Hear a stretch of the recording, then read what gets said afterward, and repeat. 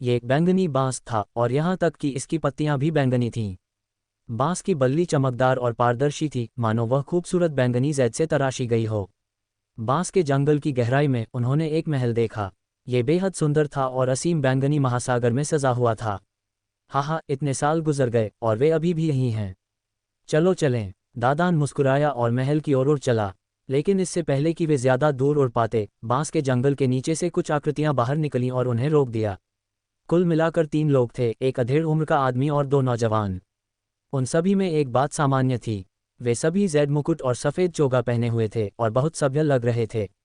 आप कितने लोग हैं? यह मेरा घर है, मैं जानना चाहूँगा कि आप मेरे घर क्यों आए हैं? अधेड़ उम्र के व्यक्ति ने हाथ जोड़कर शिष्टाचार से कहा। हम अपने घर किसी को ढूंढने आए हैं, जाहिर है। दादान ने लापरवाही से कहा। किसी को ढूंढ रहे हैं? मुझे हैरानी है कि आप किसे ढूंढ रहे हैं? अधेड़ उम्र के व्यक्ति ने पूछा। अकेला तारा आकाश, क्या गुप्त चंद्र और अन्य लोग आसपास हैं? मैं उन्हें ढूंढने आया हूँ, दादान ने कहा। उसके शब्दों ने गुप्त परिवार के तीनों सदस्यों के भावों को पूरी तरह से बदल दिया, जो कुछ हद तक अप्रिय हो गए। छोटे भाई, आपने जिन 2 का जिक्र किया, वे मेरे गुप्त परिवार के पूर्वज हैं। इसके अलावा आपके लिए उनके नाम से उन्हें पुकारना बहुत अनादरपूर्ण है। अधेड़ उम्र के व्यक्ति की आंखों में गुस्सा झलका, लेकिन उसने उसे दबा दिया और नाराजगी से कहा, क्या अनादर? वे बस मेरे कनिष्ठ हैं। अगर मैं उन्हें उनके नाम से नहीं पुकारूंगा तो क्या पुकारूं? दादान ने मुंह बिगाड़ा। तुम्हारी हिम्मत कैसे हुई? मुझे लगता है कि तुम यहाँ परेशानी पैदा करने आए हो। क्या तुम सच में सोचते हो कि मेरे परिवार को धमकाना आसान है? एक नौजवान गुस्से से चिल्लाया। उसी समय उसके हाथ में एक लंबी तलवार दिखाई दी और तलवार की ऊर्जा आसमान में छा गई। अधेड़ उम्र के व्यक्ति का भाव भी बहुत बुरा था। उसकी उम्र कितनी दिखती थी? उसने कहा कि गुप्त परिवार के 2 पूर्वज उसके कनिष्ठ थे।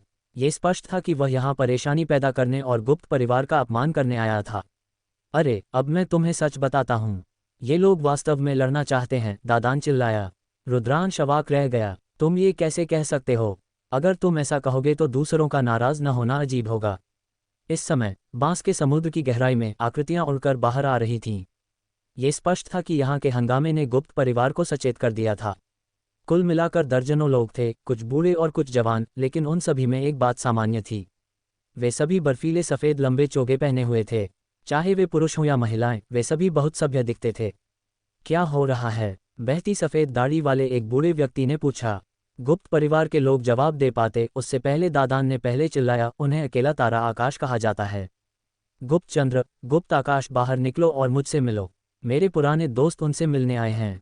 कितनी ढिठाई! तुम मेरे गुप्त परिवार के पूर्वज का अपमान करने की हिम्मत कैसे करते हो?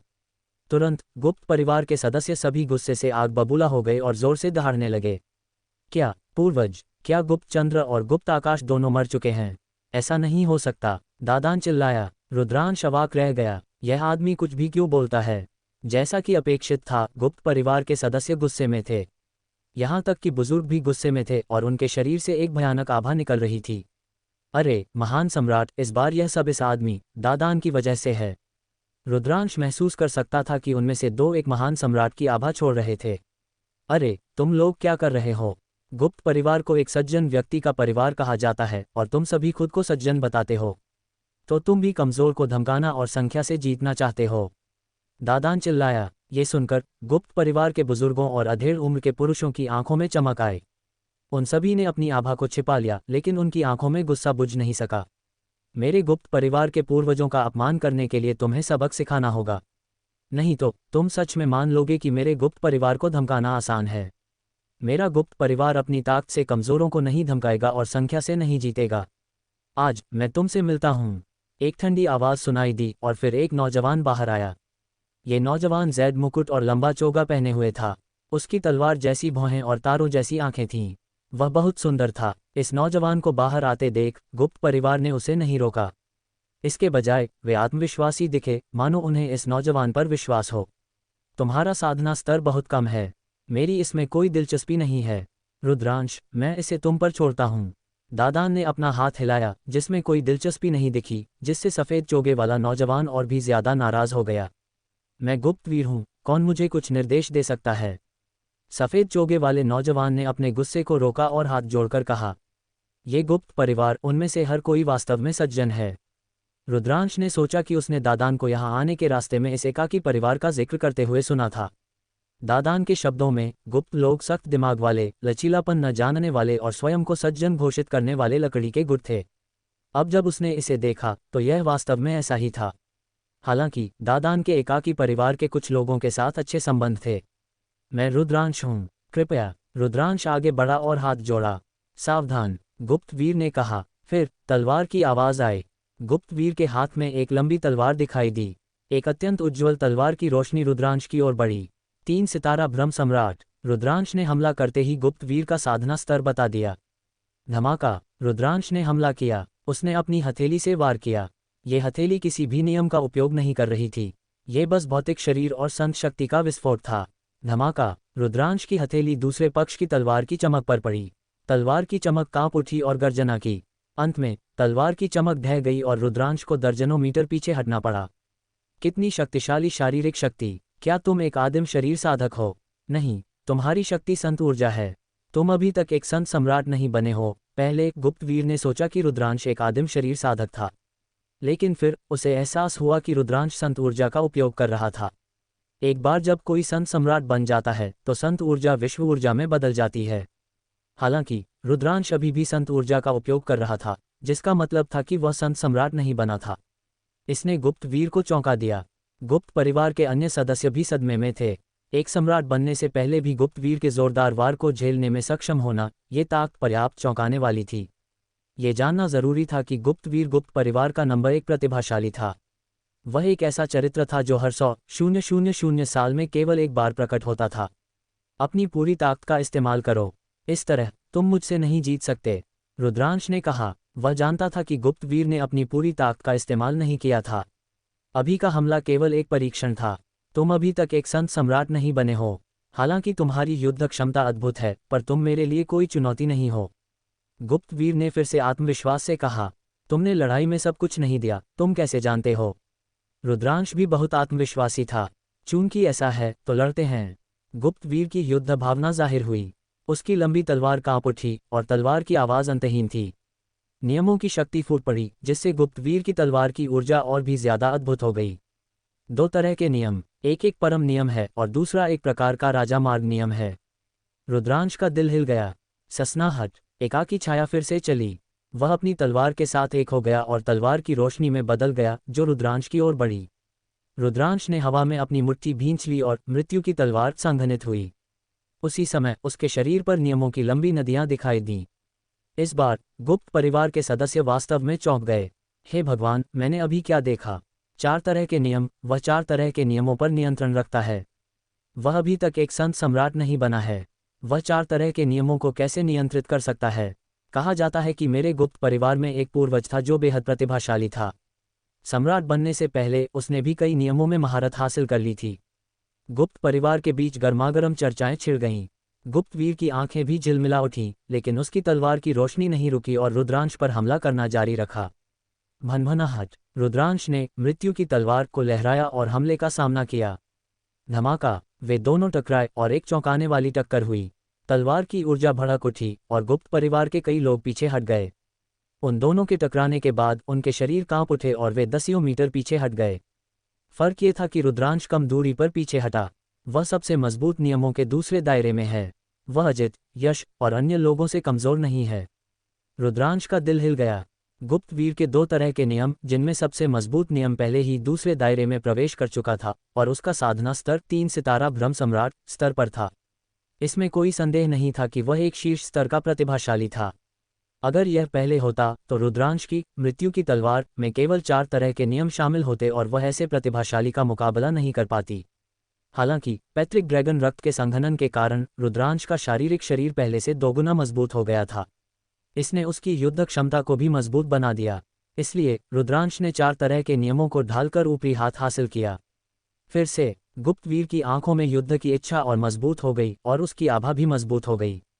3 तरह के नियम। रुद्रांश की आंखें थोड़ी झिलमिला उठीं। एकाकी छाया पर एक तीसरा नियम दिखाई दिया। यह एक राजा मार्ग नियम था और ऐसा लगता था कि यह दूसरे दायरे में पहुंच चुका था। यह एक ऐसा प्रतिभाशाली था जो अजित, यश और अन्य लोगों से ज्यादा मजबूत था।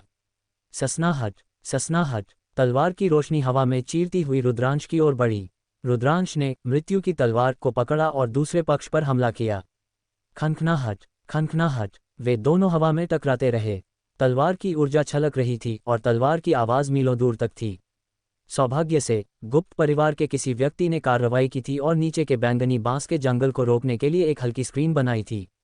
अन्यथा 10,000 मील के भीतर का बैंगनी बांस का जंगल तलवार की ऊर्जा से नष्ट हो जाता। वे दोनों बेहद तेज थे और पलक झपकते ही उन्होंने सैकड़ों चालें चली थीं। गर्जना, जितना वह लड़ा उतनी ही तेजी से रुद्रांश की शक्ति और रक्त का संचार हुआ। उसके शरीर से एक ड्रैगन की दहाड़ सुनाई दी और उसकी त्वचा की सतह पर ड्रैगन की खाल की एक परत दिखाई दी। यह क्या है? रुद्रांश खुद भी हैरान था। उस समय जब उसका साधना आधार अभी भी कमजोर था तो उसके 9 ड्रैगन रक्त वंश के कारण उसकी त्वचा की सतह पर ड्रैगन की खाल पहले ही दिखाई दे चुकी थी। हालांकि जैसे जैसे उसका साधना स्तर बढ़ा, वह 9 ड्रैगन रक्त वंश को अपनी इच्छा से नियंत्रित कर सकता था। उसके शरीर पर ड्रैगन की खाल अब और नहीं दिखाई देती थी। लेकिन अब जब उसने अपने शरीर को चरम पर पहुंचाया तो उसकी त्वचा की सतह पर ड्रैगन की खाल की एक परत दिखाई दी। शायद ये पैतृक ड्रैगन रक्त से संबंधित है। रुद्रांश ने पैतृक ड्रैगन रक्त के बारे में सोचा। पहले उसने पैतृक ड्रैगन के रक्त का एक हिस्सा परिष्कृत किया था ताकि उसका शरीर फैल सके। अब जब लड़ाई अपने सबसे तीव्र बिंदु पर थी तो उसका रक्त और शक्ति उमड़ रहा था और उबल रहा था, जिससे ड्रैगन की खाल दिखाई दे रही थी। फायर। ड्रैगन का चेहरा स्वर्गलोक में रुद्रांश की यात्रा। जैसे जैसे लड़ाई आगे बढ़ी, रुद्रांश का साहस बढ़ता गया। भले ही गुप्तवीर ने 3 तरह के नियमों का इस्तेमाल किया, जिनमें से 2 दूसरे दायरे में थे, फिर भी वे रुद्रांश द्वारा रोके गए और वे उसे कुछ नहीं कर सके। भनभनाहट। अचानक गुप्तवीर की तलवार गूंजी और तलवार की रोशनी और भी ज्यादा शानदार हो गई। ये चौथा नियम। इस बार रुद्रांश भी हैरान रह गया। गुप्तवीर ने वास्तव में चौथे प्रकार के नियम में महारत हासिल कर ली थी, जो कि एक राजा मार्ग नियम भी था। सौभाग्य से ये केवल पहले दायरे में था, दूसरे दायरे में नहीं। लेकिन ये कोई छोटी बात नहीं थी। एक 3 सितारा भ्रम सम्राट और इतनी कम उम्र में भी। फिर भी उसने पहले ही 4 तरह के नियमों में महारत हासिल कर ली थी। एक परम नियम और 3 राजा मार्ग नियम। इसके अलावा सबसे मजबूत नियम और राजा मार्ग नियमों में से एक दूसरे दायरे तक पहुंच चुके थे। अन्य 2 राजा मार्ग नियम भी पहले दायरे के पूरा होने पर थे। इस तरह की प्रतिभा को चौंकाने वाला कहा जा सकता था। उदाहरण के लिए अजित और यश, जिन्हें स्वर्गलोक के शीर्ष प्रतिभाशाली के रूप में जाना जाता था, लगभग गुप्तवीर की उम्र के थे, लेकिन उन्होंने केवल 2 तरह के नियमों में महारत हासिल की थी। मुझे उम्मीद नहीं थी कि गुप्त परिवार एक और शीर्ष स्तर का प्रतिभाशाली पैदा करेगा। दादान फुसफुसाया, उसकी आंखों में भी प्रशंसा का भाव था। गुप्त परिवार के कई लोगों ने भी गर्व का भाव प्रकट किया। धमाका। चौथे प्रकार के नियम का उपयोग करते हुए, भले ही ये केवल पहले दायरे के पूरा होने पर था, फिर भी इसने गुप्तवीर की ताकत बढ़ा दी। इस बार रुद्रांश हवा में उड़ गया। रुद्रांश, मुझे ये स्वीकार करना होगा कि तुम्हारी क्षमताएं वास्तव में चौंकाने वाली हैं। मैंने तुम्हें अपने जीवन में पहली बार देखा है। इस बात को ध्यान में रखते हुए कि तुम्हारे लिए साधना करना आसान नहीं था, मैं आज की बात भूल जाऊंगा। तुम जा सकते हो, गुप्तवीर ने कहा। बहुत धन्यवाद। रुद्रांश ने हाथ जोड़े। गुप्तवीर को वास्तव में एक सज्जन व्यक्ति माना जा सकता था।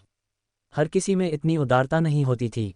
हालांकि रुद्रांश का आज यहाँ आने का उद्देश्य अभी तक पूरा नहीं हुआ था। वह ऐसे ही कैसे जा सकता था?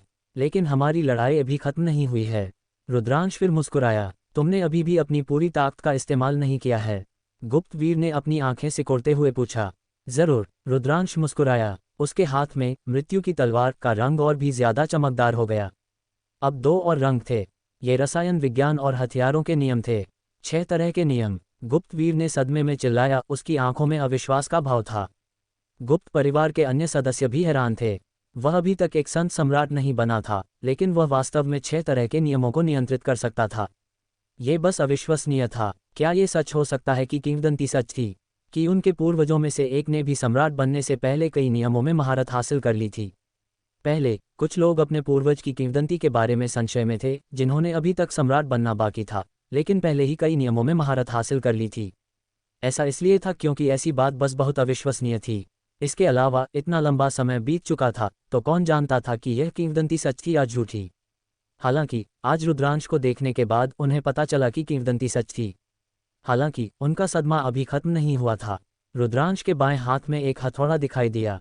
अराजकता हथौड़ा। यह अराजकता के नियम और अन्य 6 नियमों से बना था। इस बार गुप्त परिवार के सदस्य पूरी तरह से दंग रह गए। यहाँ तक कि गुप्तवीर भी वही था। उन्होंने लंबे समय बाद ही प्रतिक्रिया दी। मेरे भगवान, एक परम नियम, 2 परम नियम। एक व्यक्ति जो अभी तक सम्राट नहीं बना है, वह न केवल कई नियमों को नियंत्रित करता है, बल्कि एक ही समय में 2 परम नियमों को भी नियंत्रित करता है। उसने ये कैसे किया? अविश्वसनीय, अविश्वसनीय। भले ही वे गुप्त परिवार के पुराने या युवा सदस्य थे, वे सभी शब्दों से परे सदमे में थे। 2 परम नियमों को नियंत्रित करने ने नियमों के बारे में उनकी समझ को पूरी तरह से तोड़ दिया था। स्वाभाविक रूप से वे हैरान थे। भनभनाहट, भनभनाहट, भनभनाहट। इस क्षण बैंगनी बांस के जंगल की गहराई से लोगों का एक समूह उड़कर बाहर आया। वे कम से कम 100 थे और उनमें से कुछ चौंकाने वाली साधना को उत्सर्जित कर रहे थे। वे सभी महान सम्राट थे। रुद्रांश ने मन ही मन आह भरी। स्वर्गलोक वास्तव में अपने नाम के योग्य था। इसे अनगिनत वर्षों से नीचे पारित किया गया था और इसके विशेषज्ञ वास्तव में अद्भुत थे। ये सिर्फ एक गुप्त परिवार था, लेकिन पहले से ही 4 से 5 महान सम्राट थे। इसकी कल्पना करना कठिन था। उदाहरण के लिए, पूरे देवखंड भूमि के क्षेत्र में बहुत ज्यादा महान सम्राट नहीं थे। वास्तव में ऐसा नहीं था कि आदिम क्षेत्र की ताकत स्वर्गलोक से इतनी दूर थी। एक अंतर था, लेकिन यह इतना हास्यास्पद नहीं था। मुख्य बात यह थी कि आदिम क्षेत्र के कई शक्तिशाली अभ्यासी आदिम क्षेत्र को छोड़कर युद्ध में भाग लेने और साधना करने के लिए स्वर्गलोक आ गए थे। देवखंड भूमि में कुछ अधिपति बल भी बहुत शक्तिशाली थे और वहां कई विशेषज्ञ थे जो वहां रहे। कुलगुरु को प्रणाम। गुप्त परिवार के सदस्यों ने एक अधेड़ उम्र के व्यक्ति को प्रणाम किया। ये व्यक्ति गुप्त परिवार का मुखिया था। ठीक है, इस लड़ाई को यहीं खत्म करते हैं, गुप्त परिवार के मुखिया ने कहा। जी हाँ, गुप्त वीर ने सिर हिलाया, अपनी आभा वापस ले ली और कुछ कदम पीछे हट गया। गुप्त परिवार के मुखिया ने रुद्रांश को आश्चर्य से देखा। मुझे उम्मीद नहीं थी कि दुनिया में ऐसा व्यक्ति होगा। वह अभी तक सम्राट नहीं बना है, लेकिन उसने इतने सारे नियमों में महारत हासिल कर ली है, यहाँ तक कि 2 परम नियमों में भी। क्या चमत्कार है! मुखिया गुप्त बहुत दयालु हैं, लेकिन यह अफसोस की बात है कि सम्राट बनना मुश्किल है। रुद्रांश ने आह भरी। वास्तव में मेरे गुप्त परिवार के पूर्वज का भी एक अत्यंत प्रतिभाशाली व्यक्ति था। सम्राट बनने से पहले उसने कई नियमों को नियंत्रित किया। यह अफसोस की बात है कि वह अंत में सम्राट नहीं बन सका। आप सभी यहाँ इसलिए आए क्योंकि आपने मेरे गुप्त परिवार के पूर्वज की किंवदंती सुनी थी, है ना? गुप्त परिवार के मुखिया ने कहा। जी हाँ, ये सच है। रुद्रांश ने सिर हिलाया। चूंकि तुम्हें मुझसे मदद मांगनी है, तो तुमने मेरे पूर्वजों का अपमान क्यों किया? गुप्त परिवार का एक बूढ़ा व्यक्ति बाहर आया। उसका चेहरा अभी भी कुछ हद तक नाराज था। गुप्त परिवार के मुखिया ने भी दादान की ओर देखा। क्या अपमान? तुम कनिष्ठ क्या जानते हो? मैं गुप्त चंद्र, गुप्त आकाश को पहले से जानता हूँ और वह गुप्त लिंगतियन जिसने महान सम्राट बनने से पहले ही कई तरह के नियमों में महारत हासिल कर ली थी, मेरा अच्छा दोस्त है।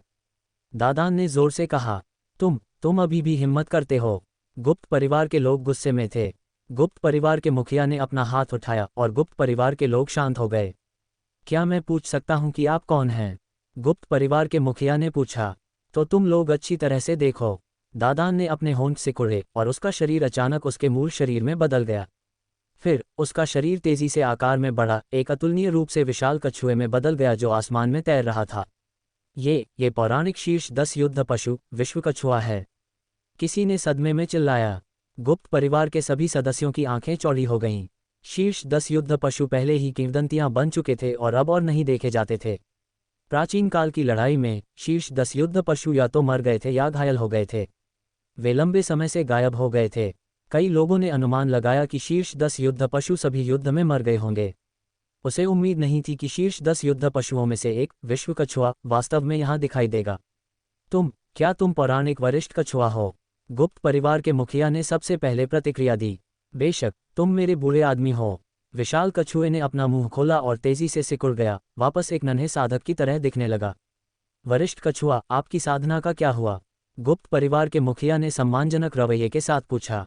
ऐसा इसलिए था क्योंकि गुप्त परिवार की प्राचीन पुस्तकों में वास्तव में रिकॉर्ड थे कि गुप्त परिवार के कुछ पूर्वजों का विश्व के दिव्य कछुए के साथ घनिष्ठ संबंध था। ये सब उस लड़ाई की वजह से है जो उस समय हुई थी कि मैं लगभग मर गया था। अगर मेरी बेजोड़ दिव्य कुशलताएं नहीं होती तो तुम मुझे नहीं देख पाते। दादान ने आह भरना शुरू कर दिया, लेकिन उसने जल्दी ही अपनी हिम्मत वापस पाए और कहा, गुप्त परिवार में अब सबसे बूढ़ा कौन है? गुप्त परिवार का सबसे बूढ़ा सदस्य पूर्वज लिंगतियन का पुत्र पूर्वज गुप्त तेज है। गुप्त तेज? तो वह छोटा लड़का है। उसे कहो कि मुझसे आकर मिले। दादान ने एक वरिष्ठ विशेषज्ञ के रूप में लापरवाह तरीके से कहा। गुप्त परिवार के अन्य सदस्यों की पलकें फड़क उठीं और उनके भाव बदसूरत हो गए। गुप्त तेज गुप्त परिवार का सबसे पुराना पूर्वज था। वह प्राचीन काल से ही जीवित था और लंबे समय तक जीवित रहा था। अब उसे एक छोटा लड़का कहा गया। फिर वे क्या थे? हालांकि जब उसे याद आया कि दूसरा पक्ष उस समय का विश्व कछुआ था तो उसे राहत महसूस हुई। उस समय शीर्ष 10 युद्ध पशु सभी शीर्ष विशेषज्ञ थे। उनके जीवित रहने के वर्षों की संख्या भी चौंकाने वाली थी।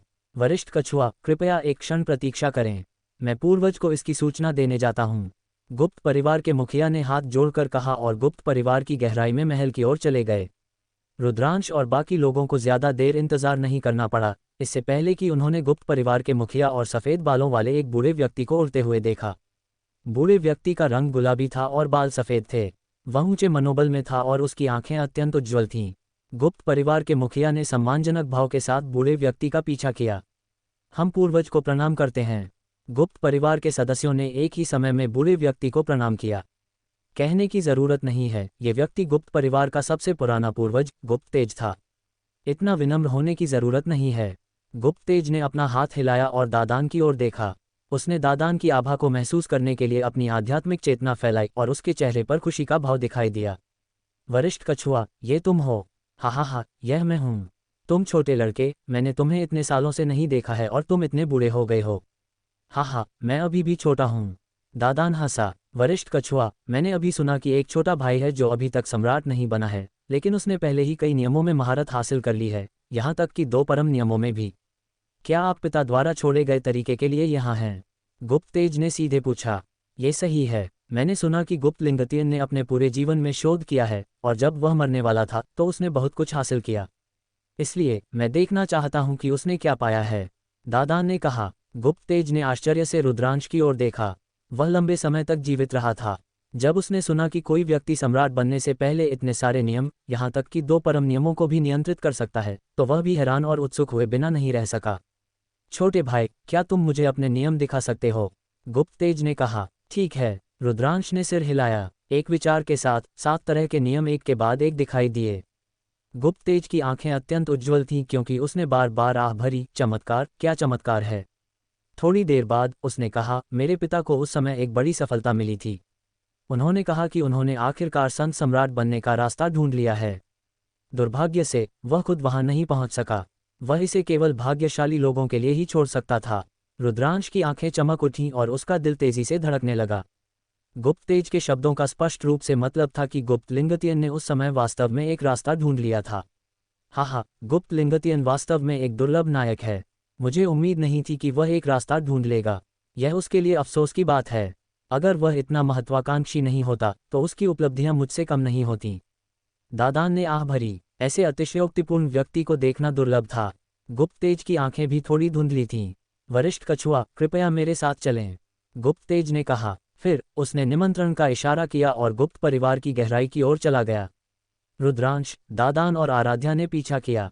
गुप्त परिवार के अन्य सदस्य भी चले गए। रुद्रांश और अन्य दोनों ने गुप्त तेज का पीछा किया और एक बड़े हॉल क्षेत्र को पार किया, एक शांत जगह पर पहुंचे। यहाँ बहुत शांति थी और बैंगनी बांस से बना केवल एक छोटा सा घर था। ये शांत और सुंदर था। छोटे घर के बाहर एक छोटा सा आंगन था। वहाँ एक पत्थर की मेज थी जिसके बगल में कुछ पत्थर के स्टूल थे। वरिष्ठ कछुआ, कृपया बैठें, मैं तुरंत वापस आता हूँ, गुप्त तेज ने कहा और फिर बांस के घर में चला गया। थोड़ी देर बाद उसने एक कांस्य का बक्सा निकाला और बाहर आया। ये वही है जो मेरे पिता ने छोड़ा था, गुप्त तेज ने कहा। फिर उसने कांस्य का बक्सा खोला और एक जैद का बक्सा दिखाई दिया। मेरे पिता ने अपना सारा शोध इस जैद के बक्से में रखा। हालांकि मेरे पिता के गुजर जाने के बाद से कोई भी इसे खोल नहीं पाया है। इस पर एक गठन है। अगर आप इसे जबरदस्ती खोलते हैं तो जैद का बक्सा और उसके अंदर की चीजें नष्ट हो जाएंगी, गुप्त तेज ने कहा। यह खोला नहीं जा सकता, ऐसा नहीं हो सकता। दादान अवाक था। रुद्रांश का दिल बैठ गया।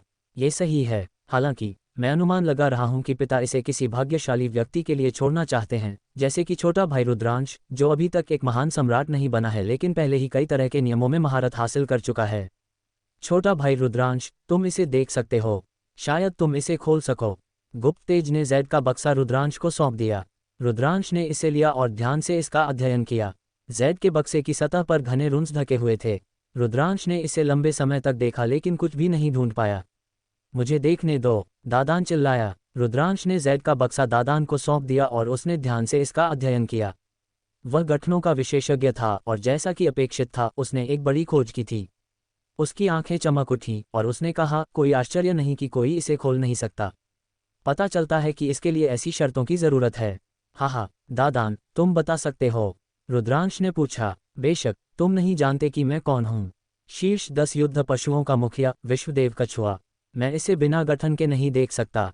अगर तुम इस जेड के बक्से को खोलना चाहते हो तो तुम्हें 2 शर्तों की जरूरत है। सबसे पहले, मुझे संत ऊर्जा का उपयोग करने की जरूरत है। दूसरा, 5 तरह के नियमों का एक ही समय में उपयोग करने की जरूरत है, लेकिन ये कोई नियम नहीं है कि किन 5 तरह के नियमों का उपयोग करना है। ये दोनों शर्तें व्यक्तिगत रूप से बहुत सरल हैं, लेकिन जब एक साथ रखा जाता है तो ये बहुत कठोर होता है, क्योंकि दोनों शर्तों को एक ही व्यक्ति द्वारा पूरा करने की जरूरत होती है। दादान ने समझाया। उनमें से कुछ एक पल के लिए दंग रह गए, इससे पहले कि उन्होंने तुरंत प्रतिक्रिया दी। ये शर्त बहुत स्पष्ट थी। इसके लिए एक ऐसे व्यक्ति की जरूरत थी जो अभी तक एक दिव्य सम्राट नहीं बना हो, लेकिन एक ही समय में 5 तरह के नियमों में महारत हासिल कर सके। ये वही था जो गुप्त लिंगतियन ने अपने जैसे लोगों के लिए छोड़ा था। रुद्रांश, इसे लो और कोशिश करो। दादान ने जैद का बक्सा रुद्रांश को सौंप दिया। रुद्रांश ने इसे लिया और दादान के निर्देशों के अनुसार अपनी पवित्र शक्ति का संचार किया। उसने एक ही समय में 5 तरह के नियमों को नियंत्रित किया और जैद के बक्से को ढंक दिया। भनभनाहट। जैसा कि अपेक्षित था, जैद का बक्सा हिलना शुरू हो गया। ये चमकने लगा और उस पर रुंस बह गए। अंत में एक कचा की आवाज़ के साथ जैद का बक्सा खुल गया। जैद के बक्से में एक जैद का टोकन था। ये खुल गया। गुप्त तेज भी बहुत उत्साहित था। रुद्रांश, दादान और आराध्या भी बहुत उत्साहित थे। रुद्रांश, जल्दी करो और देखो, क्या तुम्हारे लिए अपना रास्ता सफलतापूर्वक साबित करने और सम्राट बनने का कोई तरीका है? दादान ने उत्साह से कहा।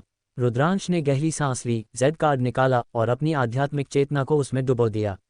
मेरा जीवन गुप्त लिंगतियन है। तुरंत रुद्रांश के दिमाग में एक आवाज़ गूंजी। काफी देर बाद रुद्रांश ने जेड टोकन नीचे रखा और आश्चर्य से देखा। वहाँ वास्तव में एक रास्ता है। मैं एक सम्राट बन सकता हूँ। फायर ड्रैगन का चेहरा स्वर्गलोक में रुद्रांश की यात्रा। रुद्रांश ने जेड टोकन से गुप्त लिंगतियन के जीवन के बारे में पता लगाया। गुप्त लिंगतियन एक अद्वितीय प्रतिभा और एक अद्वितीय स्वर्गीय प्रेमी था। वह उस युग में स्वर्गलोक का सबसे चमकीला तारा था। हालांकि गुप्त लिंगतियन का दिल आसमान से भी ऊंचा था। वह एक अलग रास्ता चलना चाहता था, एक ऐसा रास्ता जिस पर पहले कोई नहीं चला था, या एक ऐसा रास्ता जिस पर कोई नहीं चला था।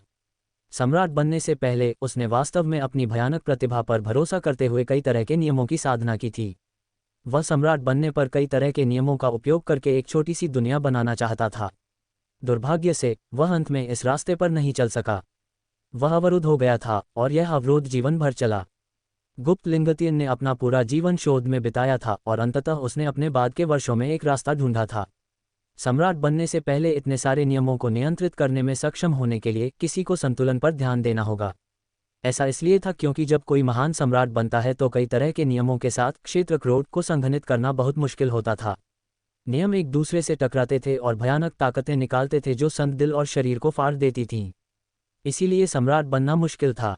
हालांकि जब तक कई नियम एक संतुलन पर पहुंचते थे तब तक कोई फटने वाली ताकत नहीं होती थी और कोई सफलतापूर्वक संत दिल को विकसित कर सकता था और सम्राट बन सकता था। हालांकि कई नियमों के बीच संतुलन हासिल करना बहुत मुश्किल था। इस मुद्दे पर वह भगवान का पुत्र नहीं था और उसके पास एक फायदा था। चूंकि वह भगवान का पुत्र था और उसने एक परम नियम में महारत हासिल कर ली थी, अगर वह अन्य नियमों में महारत हासिल करता था तो संतुलन हासिल करना मुश्किल होगा। गुप्त लिंगतियन के अनुमानों के अनुसार एक राजा शरीर जो 3, 6 या 9 राजा मार्ग नियमों को नियंत्रित कर सकता था, वह संतुलन तक पहुंचने और सम्राट बनने में सक्षम होगा। हालांकि इतिहास में जिनके पास संत सम्राट बनने से पहले कई नियमों को नियंत्रित करने की क्षमता और प्रतिभा थी, वे सभी भगवान के बच्चे थे जिन्होंने सबसे मजबूत नियमों को नियंत्रित किया था। भले ही उसने इसे कैसे भी मिलाया, कई नियमों के बीच संतुलन हासिल करना मुश्किल होगा। ऐसा इसलिए था क्योंकि एक परम नियम बहुत शक्तिशाली था और अन्य नियमों के लिए एक परम नियम के साथ संतुलन बनाए रखना मुश्किल था। गुप्त लिंगतियन ने अनुमान लगाया कि अगर कोई व्यक्ति 3 परम नियमों और 6 राजा मार्ग नियमों को नियंत्रित कर सकता है तो वे एक संतुलन बनाए रखने और सफलतापूर्वक क्षेत्र क्रोध को विकसित करने में सक्षम होंगे। या एक व्यक्ति जो 6 या 9 परम नियमों को नियंत्रित कर सकता था, वह भी क्षेत्र क्रोध को विकसित कर सकता था। 3 तरह के परम नियम और 6 तरह के राजा मार्ग नियम। मैं निश्चित रूप से यह कर सकता हूँ। रुद्रांश की आंखें असाधारण रूप से उज्ज्वल थीं और उसका दिल परमानंद से अभिभूत था। उसने पहले ही 2 परम नियमों और 5 राजा मार्ग नियमों में महारत हासिल कर ली थी। वह पूरी तरह से एक और परम नियम और राजा मार्ग नियम को समझ सकता था। गुप्त लिंगतियन ने यह भी उल्लेख किया था कि संतुलन बनाए रखने के लिए ये नियम एक ही स्तर पर होने चाहिए। उदाहरण के लिए, यदि नियमों में से एक दूसरे दायरे तक पहुंच गया था और बाकी पहले दायरे में थे, तो वह काम नहीं करेगा। रुद्रांश को गुप्त रूप से खुशी हुई कि वह अपने नियमों के दूसरे दायरे तक नहीं पहुंचा था। जब तक वह इन सभी नियमों को पहले दायरे की पूर्णता तक साधना करता था, तब तक वह अपना रास्ता साबित करने और सम्राट बनने में सक्षम होगा। रुद्रांश के शब्दों ने दादान और आराध्या को बहुत खुश किया। रुद्रांश, जल्दी करो, मुझे देखने दो, दादान चिल्लाया। रुद्रांश ने जेड कार्ड दादान को सौंप दिया और उसने तुरंत उसे देखा। उसे पढ़ने के बाद दादान चुप हो गया और जेड टोकन गुप्त तेज को सौंप दिया। उसके बाद आराध्या ने भी इसे लिया और इसे देखा। यह अफसोस की बात है। गुप्त लिंगतियन वास्तव में एक प्रतिभाशाली है। उसने एक परम नियम और 8 राजा मार्ग नियमों में महारत हासिल की, लेकिन वह संतुलन तक नहीं पहुंच सका और सम्राट नहीं बन सका। दादान ने आह भरी। गुप्त तेज की आंखें उदासी से भरी हुई थीं। मेरे पिता द्वारा दर्ज किया गया तरीका सरल लगता है, लेकिन इसे हासिल करना वास्तव में बेहद मुश्किल है। सम्राट बनने से पहले साधारण लोगों के लिए कई नियमों में महारत हासिल करना असंभव है। केवल भगवान के बच्चे में ही ऐसा करने की प्रतिभा होती है। हालांकि एक व्यक्ति के लिए एक ही समय में 2 से अधिक परम नियमों में महारत हासिल करना असंभव है। इसलिए लगभग कोई भी ऐसी शर्तों को हासिल नहीं कर सकता है। मेरी राय में जिस तरीके को पिता ने विकसित किया, वह पूरी तरह से भाई रुद्रांश के लिए ही बनाया गया है। गुप्त तेज ने आह भरी। ये सही है, ये सही है। दादान ने भी आह भरी। आराध्या भी रुद्रांश के लिए खुश थी। भाई रुद्रांश, मुझे उम्मीद है कि तुम अपना रास्ता साबित कर सकते हो और एक संत सम्राट बन सकते हो। इस तरह तुम मेरे पिता की अंतिम इच्छा पूरी कर दोगे। गुप्त तेज ने कहा। निश्चित रूप से। रुद्रांश अत्यंत दृढ़ था। ये कैसा रहेगा? मैं तुम्हें एक ऐसी जगह ले जाता हूं जो तुम्हें कई नियमों को समझने में मदद करेगी। ये तुम्हें पहले दिव्य सम्राट बनने में मदद करेगा, गुप्त तेज ने कहा। उसके बाद गुप्त तेज हवा में चला गया और चला गया। रुद्रांश, दादान और आराध्या ने उसका पीछा किया। वे बैंगनी बांस के जंगल की गहराई की ओर बढ़े। कुछ ही देर बाद वे एक विशाल प्राचीन पेड़ के सामने पहुंचे। ये प्राचीन पेड़ सैकड़ों मीटर ऊंचा था और इतना मोटा था जितना कि दर्जनों लोगों को गले लगाने के लिए। गुप्त तेज ने अपना हाथ हिलाया और प्राचीन पेड़ पर एक प्रकाश द्वार दिखाई दिया। तो यहाँ एक छोटी सी दुनिया छिपी हुई है।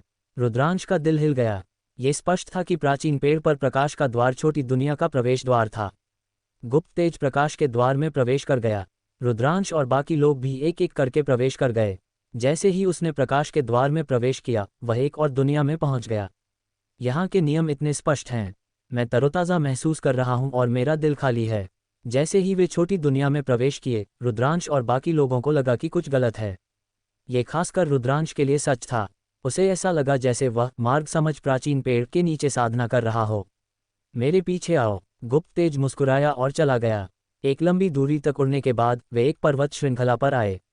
हालांकि ये पर्वत श्रृंखला बंजर थी। वहां बिल्कुल भी वनस्पति नहीं थी, केवल पर्वत श्रृंखला के बीच में एक विशाल पेड़ था। वह मार्ग समझ प्राचीन पेड़ है। विशाल पेड़ को देखकर रुद्रांश दंग रह गया। हाँ, वास्तव में यहाँ एक मार्ग समझ प्राचीन पेड़ था। हालांकि प्रजाति रुद्रांश के पास वाले पेड़ से अलग थी, लेकिन यह वास्तव में मार्ग समझ प्राचीन पेड़ था। यह मार्ग समझ प्राचीन पेड़ रुद्रांश के पास वाले पेड़ से तुलना नहीं कर सकता था। रुद्रांश का पेड़ पहले ही पर्वत और नदी आरेख में एक पर्वत की चोटी पर जड़ पकड़ चुका था। ये 30 मीटर से अधिक ऊंचा था। हालांकि उसके सामने वाला कम से कम 1000 मीटर ऊंचा था।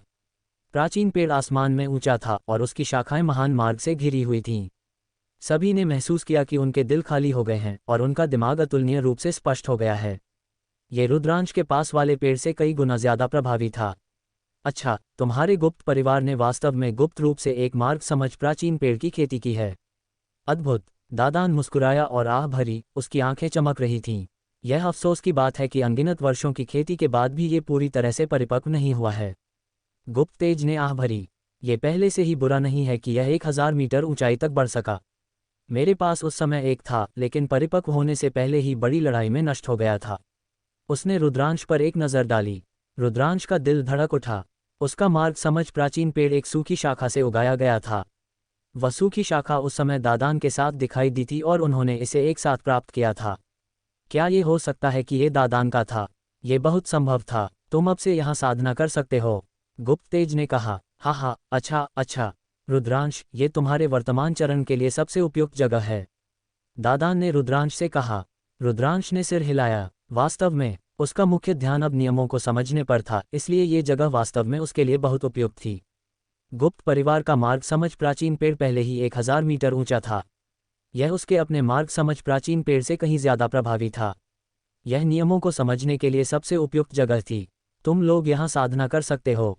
अगर तुम्हें कुछ चाहिए तो मुझे बस एक संदेश भेजो। गुप्त तेज ने उन्हें एक आवाज प्रसारण जैद ताबीज छोड़ा और एक चमक के साथ गायब हो गया। तीनों मार्ग समझ प्राचीन पेड़ की ओर बढ़े। जैसे ही वे पास पहुंचे, उन्होंने पाया कि कुछ लोग मार्ग समझ प्राचीन पेड़ के नीचे पालथी मारकर बैठे थे, साधना कर रहे थे। ये स्पष्ट था कि वे गुप्त परिवार से थे। रुद्रांश को आखिरकार समझ में आया कि गुप्त वीर इतनी कम उम्र में 4 तरह के नियमों को कैसे नियंत्रित कर सकता था। उनमें से 2 दूसरे स्तर तक भी पहुंच गए थे। इसका मार्ग समझ प्राचीन पेड़ से निश्चित रूप से बहुत कुछ लेना देना था। गुप्त परिवार में किसी ने उन तीनों के आने को महसूस किया। उसने अपनी आंखें खोली और आश्चर्य से उन तीनों की ओर देखा। ऐसा इसलिए था क्योंकि वह रुद्रांश और अन्य दोनों को नहीं जानता था। हालांकि वह केवल हैरान था और उसने ज्यादा कुछ नहीं कहा। ऐसा इसलिए था क्योंकि यह गुप्त परिवार का गुप्त स्थान था। गुप्त परिवार के उच्च अधिकारियों के नेतृत्व के बिना कोई भी इसे ढूंढ नहीं पाएगा। जाहिर है, रुद्रांश, दादान और आराध्या यहाँ आ पाए क्योंकि उन्हें गुप्त परिवार के उच्च अधिकारियों द्वारा लाया गया था। चूंकि यह गुप्त परिवार के उच्च अधिकारी थे जो उन्हें यहाँ लाए थे, इसलिए वह स्वाभाविक रूप से कुछ नहीं कहेगा। रुद्रांश और अन्य दोनों को सिर हिलाकर उस व्यक्ति ने अपनी आंखें बंद कर लीं और साधना जारी रखी। तुम दोनों यहाँ साधना कर सकते हो। मैं एकांत में जाने और सच्चे सम्राट के दायरे में घुसने के लिए एक जगह ढूंढने जा रहा हूँ। दादान ने कहा, मुझे उम्मीद है कि तुम जल्द ही घुस जाओगे। नहीं तो जब मैं एक संत सम्राट बन जाऊंगा तो मैं तुम्हें बहुत जल्द पकड़ लूंगा। रुद्रांश ने मुस्कुराते हुए कहा, अपने सपनों में तुम्हें क्या लगता है कि तुम मुझे पकड़ सकते हो? दादान ने नाराजगी से मुंह बिगाड़ा, फिर उसका शरीर चमका और वह पल भर में गायब हो गया। रुद्रांश और आराध्या मार्ग समझ प्राचीन पेड़ के पास गए। उन्होंने एक एक करके एक नीली शिला ढूंढी और उस पर पालथी मारकर बैठ गए। मार्ग बोध, प्राचीन पेड़ हजारों मीटर ऊंचा और अत्यंत विशाल था। महान मार्ग उसकी शाखाओं और पत्तों से घिरे हुए थे। यहाँ नियमों या दिव्य शक्ति तकनीकों को समझने के लिए यह बहुत उपयोगी था। मुझे 9 तरह के नियमों, 3 तरह के परम नियमों और 6 तरह के राजा मार्ग नियमों को समझना है। मेरे पास अभी भी 1 तरह के परम नियम और 1 तरह के राजा मार्ग नियम की कमी है। मुझे किन 2 को समझना चाहिए? रुद्रांश ने सोचना शुरू किया। अगर यह एक राजा मार्ग नियम है तो मैं भेदन नियम को क्यों न समझूं? रुद्रांश का दिल हिल गया। भेदन नियम में एक अद्भुत भेदी शक्ति थी। अगर वह इसे समझ सकता था तो उसकी हमले की शक्ति बहुत बढ़ जाएगी। इसके अलावा षटपंथ दिव्य पंखों में 6 तरह के नियम शामिल थे। सारणी मार्ग नियम, रसायन मार्ग नियम और उपकरण मार्ग नियम के अलावा भेदन नियम भी उनमें से एक था। भेदन नियम को समझने के बाद किसी का शरीर सभी बाधाओं के माध्यम से उड़ने में सक्षम होगा। गति में वृद्धि भी बहुत चौंकाने वाली थी, इसलिए इसे षटपंथ दिव्य पंखों में शामिल किया गया था। भेदन नियम को समझने के बाद षटपंथ दिव्य पंखों की शक्ति भी तेजी से बढ़ेगी। राजा मार्ग नियम तय करने के बाद उसे ये तय करना था कि किस परम नियम को समझना है। शेष 8 परम नियमों में से रुद्रांश को भाग्य के नियम से सबसे ज्यादा उम्मीद थी। ऐसा इसलिए था क्योंकि भाग्य के नियम वास्तव में अतुलनीय रूप से गहरे और शक्तिशाली थे। हालांकि भाग्य के नियम में किसी की प्रतिभा के लिए एक अत्यंत उच्च आवश्यकता थी और यह साधना करने के लिए भी सबसे मुश्किल था। रुद्रांश ने थोड़ी देर सोचा और सिर हिलाया। उसने भाग्य के नियम को खारिज कर दिया। अब जब मेरे पास अराजकता और मृत्यु के नियम हैं, तो मैं हमले के मामले में कमजोर नहीं हूं। अगले नियम को जरूरी नहीं कि इसकी हमले की शक्ति को बढ़ाना हो। इसकी रक्षा या जीवन शक्ति को बढ़ाना भी बहुत जरूरी है। तो जीवन नियम। अंत में रुद्रांश ने जीवन नियम का अध्ययन करने का फैसला किया। शिखा के पास जीवन का शरीर था, इसलिए रुद्रांश जीवन नियमों से कहीं ज्यादा परिचित था। साथ ही एक बार जब कोई जीवन नियम को समझ लेता था तो उसकी जीवन शक्ति अत्यंत आश्चर्यजनक हो जाती थी। भले ही उन्हें कुछ घातक चोटें लगी हों, वे जल्दी से ठीक होने में सक्षम होंगे, जिससे उनकी जीवित रहने की क्षमता बहुत बढ़ जाएगी। अगले 2 तरह के नियमों के लिए रुद्रांश ने जीवन नियम और भेदन नियम को समझने का फैसला किया। अपनी आंखें बंद करते हुए रुद्रांश का दिमाग खाली हो गया। उसका दिमाग और आत्मा स्वर्ग और पृथ्वी के साथ एक हो गए, नियम के उतार चढ़ाव को पकड़ रहे थे। घुसना, सब कुछ भेदना, कुछ भी इसे रोक नहीं सकता, रुद्रांश बड़बड़ाया। वह प्रबुद्ध था। जैसे जैसे रुद्रांश ने अधिक से अधिक नियमों को समझा, उसे नियमों को समझने में अधिक से अधिक अनुभव मिला। उसकी समझ अधिक से अधिक कुशल हो गई। बस कुछ ही दिनों में उसने पहले ही भेदन नियम की मूल बातें समझ ली थीं। आधा साल बीत गया। इस दिन दूर गरज और बिजली थी। रुद्रांश, जो साधना कर रहा था, और गुप्त परिवार के लोग सभी ने अपनी आंखें खोलीं। कोई सम्राट बन गया और सम्राट विपत्ति से गुजर रहा है। गुप्त परिवार के किसी ने बड़बड़ाया, वरिष्ठ बहन आराध्या एक दिव्य सम्राट बनने वाली हैं। रुद्रांश ने एक मुस्कान जाहिर की। आराध्या को एक अद्वितीय विशेषज्ञ की विरासत मिली थी। विरासत की प्रक्रिया 5 साल तक चली थी। इन 5 वर्षों में आराध्या की साधना होने वाला सम्राट की सीमा तक पहुंच गई थी, इससे पहले कि वह रुक गई। आराध्या एक संत सम्राट बनने से बस एक कदम दूर थी। अब आधे साल से अधिक के संचय और पॉलिश के बाद आराध्या ने अंततः बाधा को पार कर लिया था और एक दिव्य सम्राट बनने के लिए विपत्ति को पार कर लिया था। रुद्रांश ने एक कदम आगे बढ़ाया और आराध्या से ज्यादा दूर नहीं खड़ा हुआ। आराध्या का पूरा शरीर लाल रंग के प्रकाश की एक परत से ढका हुआ था, जो स्वर्गीय विपत्ति का विरोध करने के लिए हमलों की धाराओं में बदल गया। ऐसा लगा कि आराध्या अभी भी काफी सहज थी। ज्यादा देर बाद नहीं, आराध्या ने सफलतापूर्वक स्वर्गीय विपत्ति को पार कर लिया। धमाका! इस क्षण आराध्या के शरीर के भीतर एक चौंकाने वाला बदलाव हुआ। यह उसके संत दिल का विकास था। उसकी संत ऊर्जा विश्व ऊर्जा में बदल गई थी और उसके शरीर से एक हल्की सम्राट की शक्ति निकली। आधे घंटे बाद आराध्या की आभा अंततः स्थिर हो गई और उसने आधिकारिक तौर पर सम्राट क्षेत्र में प्रवेश कर लिया था। बधाई हो वरिष्ठ बहन, आपने अपना रास्ता साबित किया और एक सम्राट बन गईं। रुद्रांश आगे बढ़ा और बधाई दी। आराध्या ने रुद्रांश की ओर देखा, उसका चेहरा खुशी से भरा हुआ था। मुझे छोटे भाई पर विश्वास है, तुम बहुत जल्द एक संत सम्राट बन जाओगे। बुरा नहीं है छोटी लड़की, तुम इतनी जल्दी एक दिव्य सम्राट बन गई हो। ऐसा लगता है कि तुम वास्तव में उस साथी श्वेतजू के साधना मार्ग के लिए उपयुक्त हो। एक आवाज सुनाई दी, जिसके बाद प्रकाश की एक चमक आए और दादान की आकृति दिखाई दी। दादान, क्या तुम भी घुस गए हो? रुद्रांश ने दादान को देखा और उत्सुकता से पूछा। बेशक, मैं किस तरह का अस्तित्व हूँ? मैं जल्द ही महान सम्राट क्षेत्र में घुस जाऊंगा, फिर स्वर्गीय सम्राट क्षेत्र में, और अंत में अतीत को पार कर जाऊंगा और सर्वोच्च क्षेत्र में घुस जाऊंगा। हा हा हा। दादान गर्व से हंसा, जैसे कि उसने एक सुंदर भविष्य के बारे में सोचा हो। उसकी आंखें चमक रही थीं। ये साथी, रुद्रांश ने उससे घृणा की, लेकिन वह उसके लिए खुश था। दादान थोड़ी देर तक हंसा। रुद्रांश, आओ आओ, चलो मुकाबला करते हैं। चलो देखते हैं कि नियमों के बारे में तुम्हारी समझ कैसी चल रही है। तुम अब एक सच्चे सम्राट हो। अगर मैं तुम्हारे साथ मुकाबला करूंगा तो क्या मेरा बस दुरुपयोग नहीं होगा? रुद्रांश ने अपने होंठ सिकुड़े और तुरंत मना कर दिया। दादान विश्व कछुआ, शीर्ष 10 युद्ध पशुओं में से एक था। इसके अलावा उसकी यादें पूरी तरह से ठीक हो गई थीं और उसने कई तरह के नियमों में महारत हासिल कर ली थी। हालांकि वह अभी अभी सच्चा सम्राट क्षेत्र में घुसा था, लेकिन उसकी युद्ध क्षमता निश्चित रूप से बहुत चौंकाने वाली थी। स्माइलिंग फेस, कथा, रुद्रांश का मार्ग। हा, मैं जानता हूं कि तुम मुझसे डरते हो, लेकिन मैं विश्व शक्ति का उपयोग नहीं कर रहा हूं।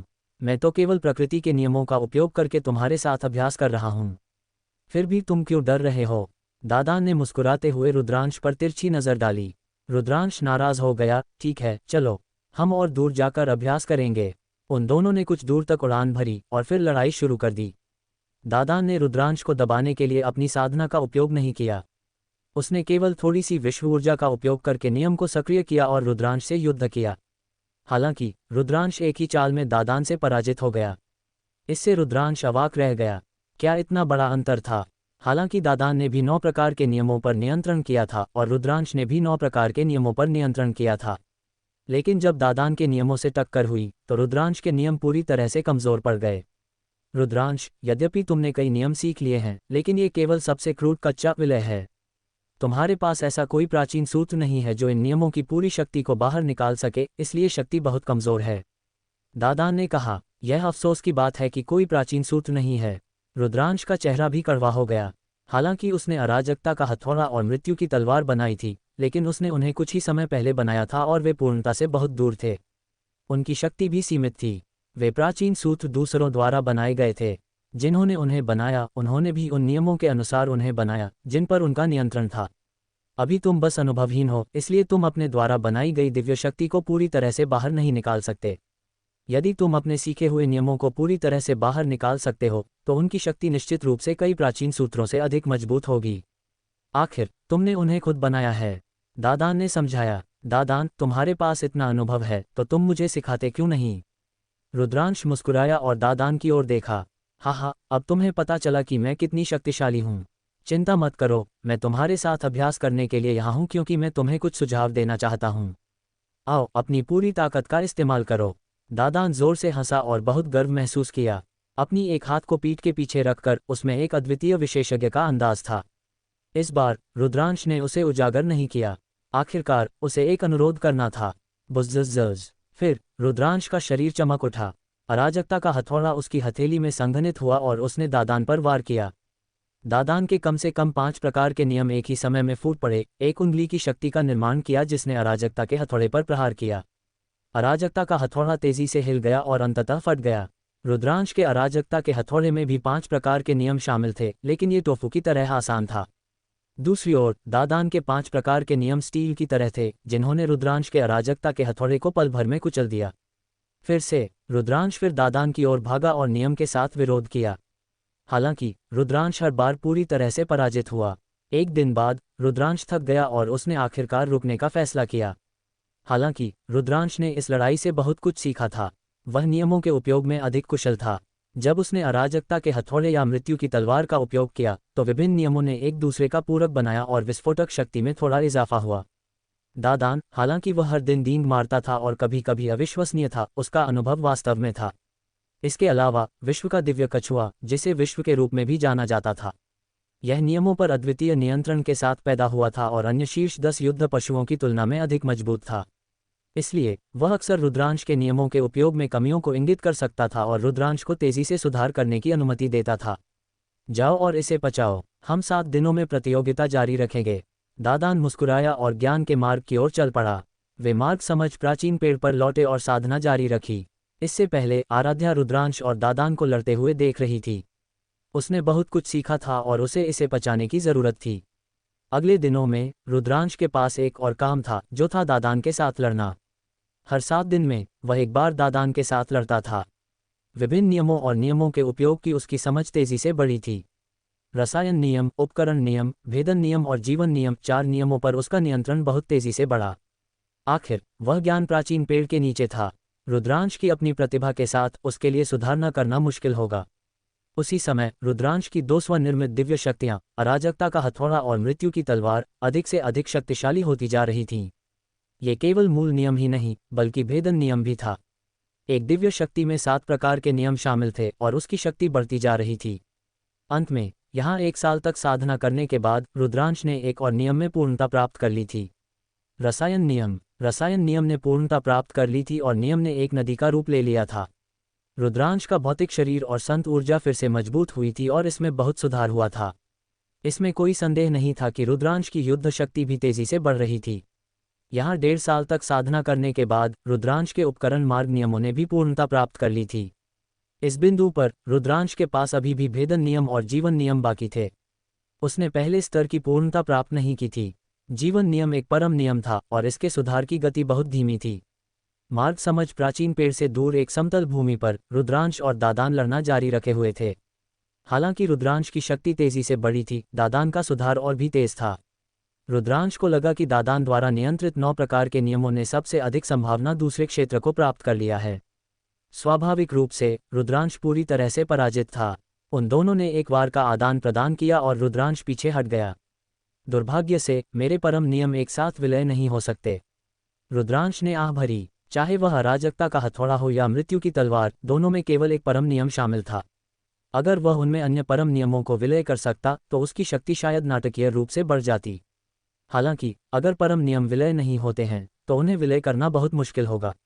जरूरी नहीं, यह असंभव है, दादान ने कहा। ऐसा कहा जाता है कि एक व्यक्ति 2 परम नियमों को नियंत्रित नहीं कर सकता, लेकिन तुमने ऐसा नहीं किया। चूंकि तुम इतने सारे परम नियमों को नियंत्रित कर सकते हो, तो तुम स्वाभाविक रूप से उन्हें एक दिव्य शक्ति में विलय कर सकते हो। वैसे रुद्रांश, तुम्हारा मार्ग दूसरों से पूरी तरह से अलग है। यदि तुम दूसरों द्वारा बनाए गए प्राचीन सूत्रों की साधना करते हो तो तुम अपनी पूरी क्षमता को बाहर नहीं निकाल पाओगे। अन्य लोगों के प्राचीन सूत्र सभी एक परम नियम को मूल के रूप में उपयोग करते हैं, लेकिन तुमने कई परम नियमों में महारत हासिल कर ली है। यदि तुम अपनी पूरी क्षमता को बाहर निकालना चाहते हो तो तुम्हें इसे खुद बनाना होगा। दादान का गंभीर होना और रुद्रांश को गंभीरता से मार्गदर्शन देना दुर्लभ था। रुद्रांश बहुत प्रभावित हुआ। ये वास्तव में मामला था। विभिन्न प्राचीन सूत्रों को बनाने वाले अद्वितीय प्रतिभाओं में से किसी ने भी कई परम नियमों में महारत हासिल नहीं की थी। उनमें से अधिकांश ने एक परम नियम में महारत हासिल की थी और फिर इसे अन्य राजा मार्ग नियमों और सामान्य नियमों के साथ मिलाकर इसे बनाया था। उनमें से कोई भी रुद्रांश के लिए उपयुक्त नहीं था। यदि रुद्रांश अपनी सभी क्षमता को टैप करना चाहता था तो उसे अपने प्राचीन सूत्रों और दिव्य शक्तियों को खुद बनाना होगा।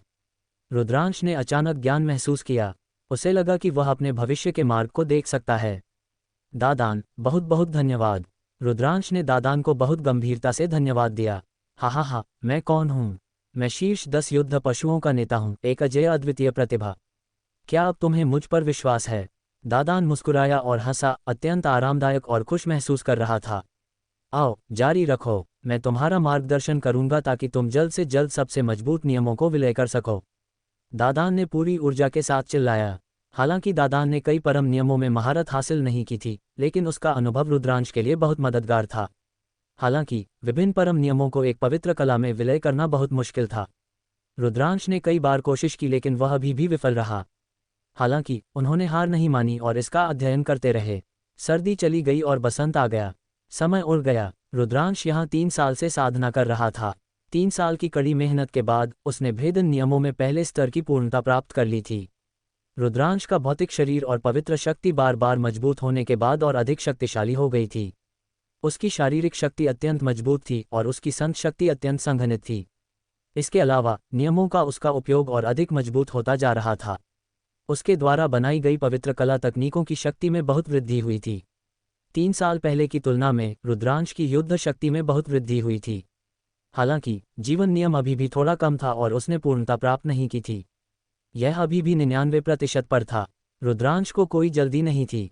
ये सच था कि एक परम नियम की साधना में अधिक समय लगेगा और यह ज्ञान समझ प्राचीन पेड़ के नीचे था। अगर वह बाहर होता तो 3 साल में इतने सारे नियमों को पहले क्षेत्र की पूर्णता तक साधना करना असंभव होता। यह अभी भी वही समतल भूमि थी। रुद्रांश और दादान लड़ रहे थे। बुज़्ज़ज़। रुद्रांश ने मृत्यु की तलवार पकड़ी और लगातार वार किया। शक्ति अत्यंत चौंकाने वाली थी। हालांकि दादान ने लापरवाही से अपना हाथ हिलाया और रुद्रांश के हमले को आसानी से रोकने के लिए सभी प्रकार के नियमों का उपयोग किया। बस थोड़ा सा और। रुद्रांश की निगाहें दृढ़ और लगातार थीं। वह अराजकता के नियमों को मृत्यु की तलवार में एकीकृत करने की कोशिश कर रहा था। बस थोड़ा सा और विलय हो जाओ। अचानक रुद्रांश ने एक जोरदार दहाड़ लगाई। उसके शरीर में नियम उमड़ पड़े और उसके हाथ में मृत्यु की तलवार लगातार कांप उठी। तलवार की दहाड़ चौंकाने वाली थी। बुज़्ज़ज़। अचानक मृत्यु की तलवार की शक्ति नाटकीय रूप से बढ़ गई और एक भयानक तलवार की रोशनी दादान की ओर झपट पड़ी। इस वार में न केवल मृत्यु नियम से मृत्यु की शक्ति शामिल थी, बल्कि इसमें अराजकता नियम से पर्वत भारी शक्ति भी शामिल थी। यह एक सफलता थी। रुद्रांश खुशी से झूम उठा। हालांकि अगले ही पल उसका शरीर तेजी से कांप उठा। उसने 2 परम नियमों को एक भयानक फाड़ने वाली शक्ति के साथ फूटते हुए महसूस किया। उसकी हथेली इस फाड़ने वाली शक्ति से लगभग फट गई थी। अरे नहीं! दूसरी तरफ दादान ने जोर से चिल्लाया। अपनी हथेली के हिलने के साथ एक कछुए का खोल एक ढाल की तरह दिखाई दिया और उसके सामने अवरुद्ध हो गया। बूम! एक जोरदार धमाके के साथ दादान द्वारा संघनित कछुए का खोल ढाल फट गया। दादान तेजी से पीछे हट गया और मृत्यु की तलवार के नुकीले किनारे से बच गया। बच्चे, तुमने सफलतापूर्वक विलय कर लिया है। दादान ने रुद्रांश की ओर देखा। मृत्यु की तलवार रुद्रांश के हाथ से गायब हो गई। उसकी हथेली और यहाँ तक कि उसकी बाह में दरारें पड़ गईं और खून बह रहा था। उसने अपने जीवन नियम को संचालित किया, अपनी बाह पर घाव को तेजी से ठीक किया। दुर्भाग्य से 2 नियम अभी भी टकराएंगे और चौंकाने वाली शक्ति के साथ फटेंगे। मैंने खुद को भी घायल कर लिया है। रुद्रांश कड़वाहट से मुस्कुराया। ये सामान्य है। तुमने अभी अभी विलय शुरू किया है और अभी तक इससे परिचित नहीं हो, लेकिन ये साबित करता है कि हमारी दिशा सही है। जब तक हम कोशिश करते रहेंगे, दुष्प्रभाव गायब हो जाएंगे। हा, हमने इतिहास बनाया है। अगर यह बाहर निकल गया तो यह शायद लोगों को मौत से डरा देगा। दादान अत्यंत उत्साहित था। रुद्रांश ने भी एक मुस्कान प्रकट की। वह समझ गया कि इतने लंबे समय तक कड़ी मेहनत करने के बाद वह आखिरकार सफल हो गया था। हालांकि 2 परम नियमों के विलय से उसे चोट लग सकती थी, लेकिन यह अब केवल अपूर्ण था। जैसा कि वह भविष्य में इसे पूर्ण करना जारी रखेगा, ये दुष्प्रभाव निश्चित रूप से गायब हो जाएंगे। जीवन नियम के प्रभाव में रुद्रांश की बाह पर घाव पूरी तरह से ठीक हो गया था। दादान, फिर से! रुद्रांश दादान की ओर भागा। उसे ऐसा अच्छा अभ्यास साथी और कहाँ मिल सकता था। बूम! मृत्यु की तलवार रुद्रांश के हाथ में फिर से दिखाई दी। फिर अराजकता का नियम फूट पड़ा और मृत्यु की तलवार के साथ विलय हो गया। बुज़्ज़ज़। इस बार वह सफल होने वाला था, लेकिन वे अभी भी टकराए। शक्ति का एक भयानक विस्फोट हुआ, जिससे रुद्रांश की बाह घावों से भर गई। हालांकि इस तलवार की शक्ति एक चौंकाने वाले स्तर तक पहुंच गई थी। दादान को इसे रोकने के लिए ध्यान केंद्रित करना पड़ा। इसे रुद्रांश का सबसे मजबूत घातक वार कहा जा सकता है। भविष्य में मैं जीवन नियमों को इसमें विलय कर दूंगा और इसकी शक्ति निश्चित रूप से और भी मजबूत होगी। रुद्रांश ने मन ही मन सोचा। रुद्रांश दादान के साथ जारी रखने वाला था जब एक आकृति चमकी और एक सफ़ेद बालों वाला बूढ़ा व्यक्ति दिखाई दिया। वह गुप्त तेज था। ये पहली बार था जब गुप्त तेज पिछले 3 वर्षों में दिखाई दिया था। भाई रुद्रांश, ऐसा लगता है कि तुमने इन वर्षों में बहुत प्रगति की है। गुप्त तेज ने मुस्कुराते हुए कहा। इस कनिष्ठ को यहाँ साधना करने के लिए लाने के लिए वरिष्ठ को बहुत धन्यवाद। अन्यथा इस कनिष्ठ को मेरी वर्तमान उपलब्धियों तक पहुँचने के लिए कई और साल साधना करनी पड़ती। रुद्रांश ने कहा, तुम बच्चे, तुम्हें आज यहाँ आने का समय कैसे मिला? दादान पास आया और जोर से कहा, बेशक ये कुछ बड़ा है। गुप्त तेज ने कहा, कुछ बड़ा? क्या बड़ी बात है? दादान ने उत्सुकता से पूछा। शाश्वत पर्वत प्रकट हुआ है। कहा जाता है कि अविनाशी प्राचीन स्क्रॉल शाश्वत पर्वत में छिपा हुआ है। गुप्त तेज ने कहा, क्या? दादान लगभग अपनी आंखों से चमकते हुए उछल पड़ा। उसने गुप्त तेज को घूरकर कहा, क्या तुम सच कह रहे हो? ये सच है। शाश्वत पर्वत शून्य से प्रकट हुआ है और अब याओगुआन प्राचीन शहर के ऊपर मंडरा रहा है। अविनाशी प्राचीन स्क्रॉल को प्राप्त करने के लिए ताइकिंग स्वर्ग क्षेत्र में अनगिनत विशेषज्ञ वहां जा रहे हैं। इसीलिए मैं यहाँ ये पूछने आया हूँ कि क्या तुम जा रहे हो? गुप्त तेज ने कहा, बेशक हम जा रहे हैं। हम अमर पूज्य सम्राट के अविनाशी प्राचीन स्क्रॉल को याद नहीं कर सकते। दादान की आंखें चमक उठीं। दूसरी ओर रुद्रांश और आराध्या थोड़े अवाक थे। उन्होंने कभी शाश्वत पर्वत या अविनाशी प्राचीन स्क्रॉल के बारे में नहीं सुना था। क्या यह अविनाशी प्राचीन स्क्रॉल इतना जादुई है? रुद्रांश ने पूछा। बेशक, कहा जाता है कि जो लोग अविनाशी प्राचीन स्क्रॉल की साधना करते हैं वे मर नहीं सकते। उनकी जीवन शक्ति अत्यंत मजबूत होती है। खून की एक बूंद, बाल का एक लट या आत्मा का एक अंश भी ठीक हो सकता है। हालांकि जीवन नियम में एक दृढ़ जीवन शक्ति है, लेकिन यह अभी भी अविनाशी प्राचीन स्क्रॉल की साधना करने से बहुत कम है। अविनाशी प्राचीन स्क्रॉल अमर पूज्य संप्रभु का विशेष कौशल है। क्या तुम इसके बारे में जानते हो? वह अराजकता सम्राट के बराबर अस्तित्व है। दादान ने बहुत कुछ समझाया। रुद्रांश सदमे में था। वह अविनाशी प्राचीन स्क्रॉल की अविश्वसनीय शक्ति और अमर पूज्य सम्राट की ताकत से भी हैरान था। दादान के अनुसार जिन्हें पूज्य संप्रभु कहा जा सकता था वे सभी अजेय व्यक्ति थे, सम्राटों के बीच सम्मानित थे और अजेय थे। उदाहरण के लिए अराजकता सम्राट और अमर सम्राट। चूंकि अमर पूज्य संप्रभु इतना मजबूत है, तो कोई और अविनाशी प्राचीन स्क्रॉल कैसे प्राप्त कर सकता है? अगर हम जाते हैं तो क्या हम सिर्फ मौत को गले नहीं लगाएंगे? रुद्रांश ने उत्सुकता से पूछा। अमर पूज्य संप्रभु बहुत पहले मर चुका है। दादान ने कहा, वह मर चुका है? ऐसा व्यक्ति जिसने अविनाशी प्राचीन स्क्रॉल की साधना की, वह कैसे मर सकता है? रुद्रांश हैरान और भ्रमित था। आह, ये दुष्ट ईश्वर जनजाति है। प्राचीन काल में महान युद्ध के शुरुआती चरणों के दौरान अमर पूज्य सम्राट को दुष्ट ईश्वर जनजाति के एक ही स्तर के कई लोगों ने घेर लिया था। अंत में उसे नष्ट कर दिया गया, कुछ भी नहीं बचा। अविनाशी प्राचीन स्क्रॉल के साथ भी वह मर गया।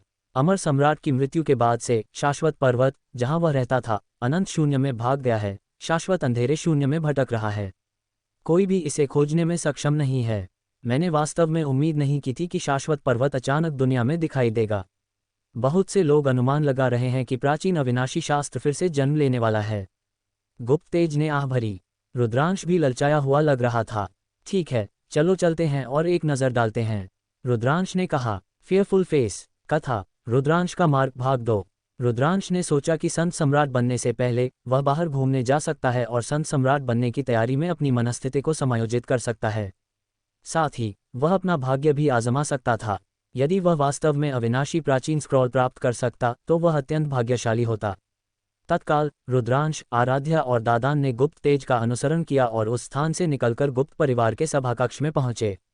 इस बार गुप्त परिवार भी भाग्य आजमाने के लिए लोगों को भेजेगा। शाश्वत पर्वत इतने वर्षों तक अंधेरे के शाश्वत शून्य में भटकता रहा था। यह अचानक प्रकट हुआ था। अकेले साधना पर निर्भर होकर इसे प्राप्त करना बहुत मुश्किल था। इसके लिए भाग्य की आवश्यकता थी। इसलिए गुप्त परिवार ने कुछ स्वर्ग के प्रियजनों को भेजा। गुप्त परिवार का नंबर 1 स्वर्ग का प्रिय गुप्त वीर स्वाभाविक रूप से उनमें से एक था। हालांकि सच्चा सम्राट क्षेत्र और महान सम्राट क्षेत्र के विशेषज्ञों की भी काफी संख्या थी। वे सभी गुप्त परिवार के मुखिया के नेतृत्व में थे। समूह आकाश में उड़ गया और निकटतम दूर संचार क्षेत्र की ओर बढ़ गया। याओगुआन प्राचीन शहर ताइकिंग स्वर्ग क्षेत्र के पश्चिमी भाग में स्थित था। कुछ दिनों के बाद गुप्त परिवार प्राचीन शहर में पहुंच गया। याओगुआन प्राचीन शहर स्वर्ग क्षेत्र के सबसे पुराने प्राचीन शहरों में से एक था। स्वर्ग क्षेत्र में ऐसे बहुत से शहर नहीं थे जिन्हें प्राचीन शहर कहा जा सके। उनमें से हर एक अनगिनत वर्षों में बनाया गया था और समय के निशानों से भरा हुआ था। इस दौरान अनगिनत वर्षों से मौजूद ये प्राचीन शहर अत्यंत जीवंत हो गया था। ये लोगों का एक समुद्र था, वे सभी विशेषज्ञ थे। पूरे ताइकिंग स्वर्ग क्षेत्र से विशेषज्ञ आ पहुंचे थे। केवल मानव जाति ही नहीं, बल्कि अन्य दिव्य पशु जातियों के लोग भी थे। उदाहरण के लिए सच्चे नाग, स्वर्गीय बाघ, फीनिक्स और अन्य समय समय पर देखे जा सकते थे। याओगुआन प्राचीन शहर के उत्तरी द्वार के ऊपर आकाश में एक विशाल दिव्य पर्वत तैर रहा था। यह विशाल और राजसी था, जैसे कि पौराणिक प्राचीन दिव्य पर्वत। ये था शाश्वत पर्वत। रुद्रांश और दल पहले याओगुआन प्राचीन शहर में प्रवेश नहीं किया। इसके बजाय वे शाश्वत पर्वत की ओर बढ़े। बूम बूम, दूर से भी वे लगातार चमकती हुई चमकदार रोशनी देख सकते थे और चौंकाने वाली गड़गड़ाहट सुन सकते थे। कोई शाश्वत पर्वत पर चढ़ना चाहता था और वह एक बहुत ही चौंकाने वाला विशेषज्ञ था। रुद्रांश ने देखा कि एक आकृति दिव्य प्रकाश में लिपटी हुई थी जो चौंकाने वाली गति से शाश्वत पर्वत की ओर बढ़ रही थी। हालांकि शाश्वत पर्वत की ओर वह कितनी भी तेजी से बढ़ता, ऐसा लगता था कि वह दिखने में लंबी दूरी को पार नहीं कर सकता था और उसके करीब नहीं पहुंच सकता था। शाश्वत पर्वत पर प्रकाश की एक परत थी। ऐसा लगता था कि वह वहां रुक गया है, लेकिन करीब नहीं पहुंच सकता। क्या वह एक स्वर्गीय सम्राट है? गुप्त परिवार के किसी व्यक्ति ने फटी आवाज में पूछा। ये सही है, वह वास्तव में एक स्वर्गीय सम्राट है, गुप्त परिवार के मुखिया ने कहा। सभी ने ठंडी सांस ली। यहां तक कि एक स्वर्गीय सम्राट भी शाश्वत पर्वत पर नहीं चढ़ सकता था। बुज़्ज़ज़। इस समय एक पक्षी का रोना आकाश में गूंज उठा। सभी ने एक फीनिक्स को अपने पंख फैलाते हुए और शाश्वत पर्वत की ओर उड़ते हुए देखा। ये फीनिक्स जिस आभा को बाहर निकाल रहा था, वह स्वर्ग हिला देने वाली और पृथ्वी तोड़ने वाली थी। उसका शरीर और भी बड़ा था और उसके पंख चौड़े खुले थे, जो आकाश को ढके हुए थे और सूरज को ढके हुए थे। ये निश्चित रूप से एक भयानक फीनिक्स था। उसकी साधना पहले के मानव विशेषज्ञ से कमजोर नहीं थी। इसमें कोई संदेह नहीं था कि यह स्वर्गीय सम्राट क्षेत्र में एक अस्तित्व था। अपने पंखों के एक फड़फड़ाहट के साथ शून्य ढह गया, एक भयानक अंधेरा स्थान बन गया। ये साधारण लोगों के लिए अकल्पनीय गति से शाश्वत पर्वत की ओर उड़ गया। हालांकि इस भयानक फीनिक्स को अभी भी शाश्वत पर्वत पर चढ़ना मुश्किल लगा। एक दहाड़ चारों दिशाओं में फैल गई। एक विशाल सफेद बाघ अंतहीन हत्या के इरादे से भरा हुआ शाश्वत पर्वत की ओर भागा, लेकिन फीनिक्स की तरह उसे अभी भी पहाड़ पर चढ़ना मुश्किल लगा। सफेद बाघ गुस्से में दहाड़ा और एक विशाल पंजा बढ़ाया। यह अतुलनीय रूप से भयानक था और एक पहाड़ से भी बड़ा था। उसने आकाश से शाश्वत पर्वत की ओर झपट्टा मारा। जाहिर है, सफेद बाघ पहाड़ पर नहीं चढ़ सका और अत्यंत क्रोधित था। वह शाश्वत पर्वत को उड़ाना चाहता था। उसका विशाल पंजा शाश्वत पर्वत से भी बड़ा था। दुर्भाग्य से जब उसने नीचे झपट्टा मारा तो शाश्वत पर्वत एक भ्रम की तरह था। उसने कुछ भी नहीं पकड़ा। इसके बाद सभी ने कुछ और शक्तिशाली अस्तित्वों को शाश्वत पर्वत पर चढ़ने की कोशिश करते देखा, लेकिन कोई फायदा नहीं हुआ। आसपास कई लोग देख रहे थे। रुद्रांश और बाकी लोगों ने देखने वाले लोगों से सीखा कि इस दौरान 10 से कम नहीं स्वर्गीय सम्राट स्तर के अस्तित्व यहाँ आए थे। उन्होंने शाश्वत पर्वत पर चढ़ने और अविनाशी प्राचीन स्क्रॉल प्राप्त करने के लिए विभिन्न तरीकों का इस्तेमाल किया था, लेकिन वे सभी विफल रहे थे। स्वर्गीय सम्राट क्षेत्र, सच्चा सम्राट क्षेत्र और शून्य सम्राट क्षेत्र के लोग भी थे, लेकिन वे सभी विफल रहे। कुछ लोगों ने अनुमान लगाया कि अविनाशी प्राचीन स्क्रॉल अभी तक प्रकट नहीं हुआ था और यह स्पष्ट रूप से अकेले ताकत पर निर्भर होकर इसे प्राप्त करना असंभव था। किसी को यह पता होना चाहिए कि अमर पूज्य सम्राट एक अजेय व्यक्ति थे। बहुत से लोग याओगुआन प्राचीन शहर में रहे और अवसर की प्रतीक्षा करने लगे। रुद्रांश और दल ने शाश्वत पर्वत के चारों ओर देखा, लेकिन कुछ नहीं मिला। यहाँ तक कि दादान ने भी सिर हिलाया। वे केवल याओगुआन प्राचीन शहर में जा सकते थे और रहने के लिए एक जगह ढूंढ सकते थे। याओगुआन प्राचीन शहर, मैंने सुना है कि यह स्वर्ग क्षेत्र के सबसे पुराने शहरों में से एक है। इतिहास में कई विशेषज्ञ पैदा हुए हैं और कई ऐतिहासिक स्थल पीछे छूट गए हैं। हम जाकर क्यों न देखें? गुप्तवीर ने फिर से रुद्रांश, दादान और आराध्या को आमंत्रित किया। गुप्त परिवार पीढ़ियों से एकांत में रह रहा था और शायद ही कभी बाहर आता था। गुप्तवीर के बाहर आने के अवसर भी अधिक नहीं थे। अगर अविनाशी प्राचीन स्क्रॉल नहीं होता तो गुप्त परिवार उन्हें बाहर नहीं लाता।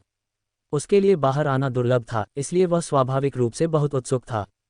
ठीक है, रुद्रांश और बाकी लोगों ने सिर हिलाया।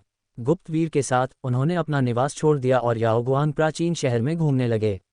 याओगुआन प्राचीन शहर न केवल प्राचीन था, बल्कि यह एक बड़े क्षेत्र में भी फैला हुआ था। यहाँ अनगिनत सड़कें और अनगिनत प्राचीन खंडहर थे। उदाहरण के लिए मार्गबोध शिलापट थे। इन मार्गबोध शिलापट्टों पर विशेषज्ञों द्वारा छोड़े गए महान मार्ग के निशान थे, जो सम्राट क्षेत्र से नीचे के लोगों के लिए बहुत मददगार थे। सम्राट क्षेत्र से नीचे के कई लोग मार्ग बौद्ध स्मारक के नीचे पालथी मारकर बैठे थे, चुपचाप समझ रहे थे और साधना कर रहे थे। एक और जगह थी जहाँ कई मूर्तियाँ थीं। वे सभी पिछली पीढ़ियों की प्रसिद्ध मूर्तियाँ थीं। उनमें से हर एक एक दबंग इच्छाशक्ति बाहर निकाल रहा था, जिसने लोगों को उनकी प्रशंसा करने पर मजबूर कर दिया। रुद्रांश और कुछ अन्य सहित कई लोग देख रहे थे। दोस्तों, देखो, ये शीर्ष 10 युद्ध पशुओं की मूर्ति है, गुप्तवीर ने धीमी आवाज में कहा। रुद्रांश ने देखा और विभिन्न प्रजातियों की कई मूर्तियां देखीं। एक मुड़े हुए शरीर और पेट के नीचे 9 नाग पंजों वाला एक नवनाग था। उसके शरीर पर शल्क स्पष्ट रूप से दिखाई दे रहे थे और जीवन थे, जैसे कि 9 नाग वापस जीवन में आ गए हों। उनमें से एक छोटे पहाड़ के आकार का विशाल हाथी था। उसकी मांसपेशियां स्पष्ट रूप से परिभाषित थीं और ऐसा लगता है कि उसमें विस्फोटक शक्ति है। ये प्राचीन नागराज हाथी था। इसके बाद उसने दैत्य सींग भरिंग, अमर स्वर्गीय और नवजीवन दानवी रेशम कीट को देखा। ये शीर्ष 10 पशुओं की मूर्तियां थीं। उसने कुल 9 देखे, लेकिन उसने विश्व कछुआ की मूर्ति नहीं देखी। दादान, मुझे नहीं लगता कि तुम सूची में हो। ऐसा लगता है कि तुम्हारी प्रतिष्ठा पर्याप्त नहीं है, या दूसरों को लगता है कि तुम अन्य 9 के बराबर होने के लायक नहीं हो। रुद्रांश ने दादान की ओर देखा और उसे चिढ़ाया। बकवास, जिन लोगों ने इन मूर्तियों को तराशा है वे या तो अज्ञानी होंगे या मुझसे कोई द्वेष रखते होंगे। धिक्कार है, उन्होंने मेरी मूर्ति को इसमें नहीं रखा। दादान अत्यंत नाखुश था और उसने दांत पीसे। अंत में उसकी आंखें चमक उठीं और उसने कहा, मुझे पता है, वे मेरी राजसी भावना को तराशने में असमर्थ होंगे, इसलिए उनकी मेरी मूर्ति नहीं है। यह ऐसा ही होना चाहिए, हा। तस्क, रुद्रांश और दल ने उसे तिरस्कार से देखा। कुछ देर बाद उन्होंने वह जगह छोड़ दी। रुद्रांश, क्या तुम हो? तुम स्वर्ग क्षेत्र में कैसे आए? ठीक इसी क्षण एक आवाज गूंज उठी। ऐसा लगा कि वह अत्यंत हैरान है। लोकेश और नक्षत्र। रुद्रांश ने अपना सिर घुमाया और उसकी आंखों में एक ठंडी चमक थी। ज्यादा दूर नहीं, कुछ युवक चल रहे थे। उनमें से 2 रुद्रांश के पुराने परिचित थे, आदिम क्षेत्र के लोकेश और शाश्वत नक्षत्र। उनके बगल में एक युवक था जिसे रुद्रांश नहीं जानता था। लोकेश और नक्षत्र अत्यंत हैरान लग रहे थे। उस समय स्वर्गीय सम्राट कौशलेंद्र रुद्रांश को स्वर्ग क्षेत्र में नहीं लाए थे। रुद्रांश अब स्वर्ग क्षेत्र में कैसे प्रकट हुआ? सदमे के बाद एक ठंडा हत्या का इरादा था। लोकेश और नक्षत्र वही थे। उन्होंने अपने हत्या के इरादे को बिल्कुल नहीं छिपाया। उनकी आकृतियां चमकी और उन्होंने रुद्रांश और अन्य को घेर लिया।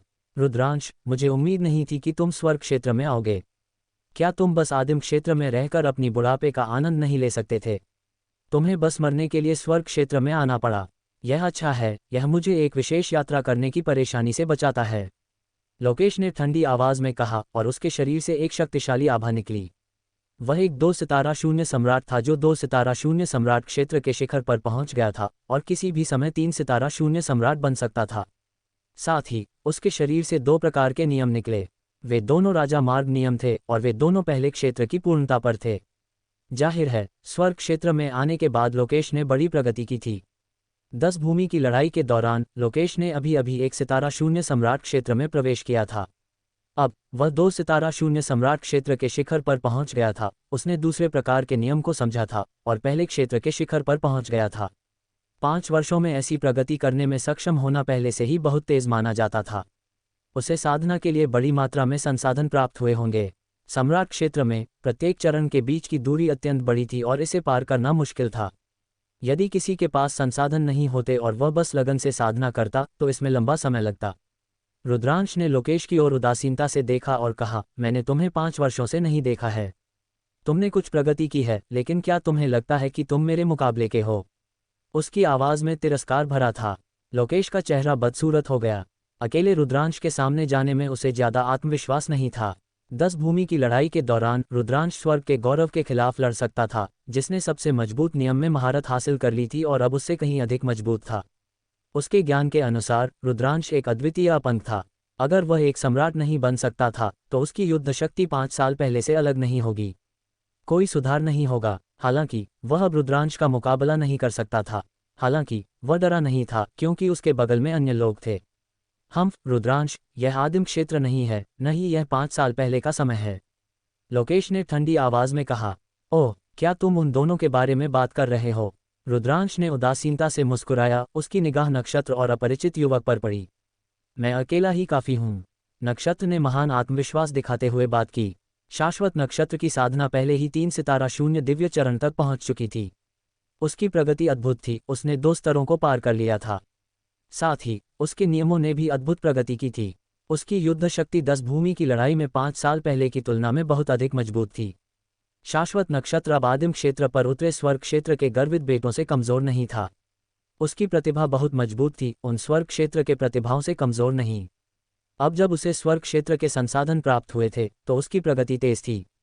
उसे पर्याप्त आत्मविश्वास था कि वह अकेले रुद्रांश को हरा सकता है।